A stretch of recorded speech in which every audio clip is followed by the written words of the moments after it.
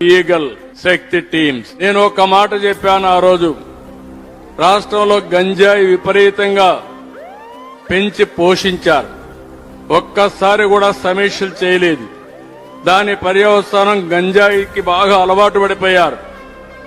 ఏదైనా కంట్రోల్ చేయగలుగుతాం గాని గంజాయికి బానిసైతే చాలా సమస్యలు వస్తాయని చెప్పా.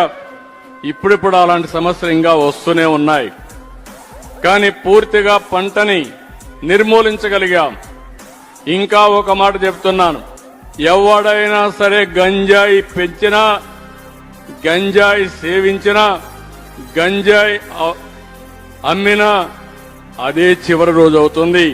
ఈ రాష్ట్రంలో ఎలాంటి పరిస్థితులు ఉపేక్షించమని మరొక్కసారి గట్టిగా హెచ్చరిస్తున్నా, అమలు చేసి చూపిస్తామని మరొక్కసారి మీ అందరినీ కోరుతున్నా. పోలీస్ యంత్రాంగం ఇక్కడే ఉన్నాం.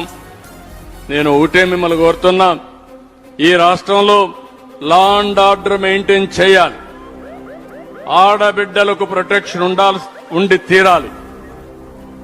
ఒక్కొక్కసారి తలుచుకుంటే బాధేస్తుంది. 3 సంవత్సరాల ఆడబిడ్డల పైన లైంగిక ఏదింపులు వినడానికే అసహ్యం వేస్తుంది. అలాంటి వారికి మర్యాదగా చెప్తే వినరు. విననప్పుడు ఇనే విధంగా చేసి డెమాన్స్ట్రేటివ్ గా పోతే తప్ప ఇది సాధ్యం కాదని చెప్పి కూడా నేను మీకు తెలియజేస్తున్నా.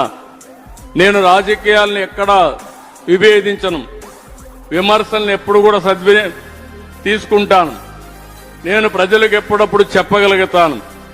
కానీ రాజకీయ ముసుగులో నేరాలు చేయాలంటే మాత్రం నా దగ్గర ఈ రాష్ట్రంలో కుదరవని మరొక్కసారి విజ్ఞప్తి చేస్తున్నా. ఈ విషయంలో యంత్రాంగం కూడా అప్రమత్తంగా ఉండాల్సిందిగా మిమ్మల్ని కోరుతున్నా.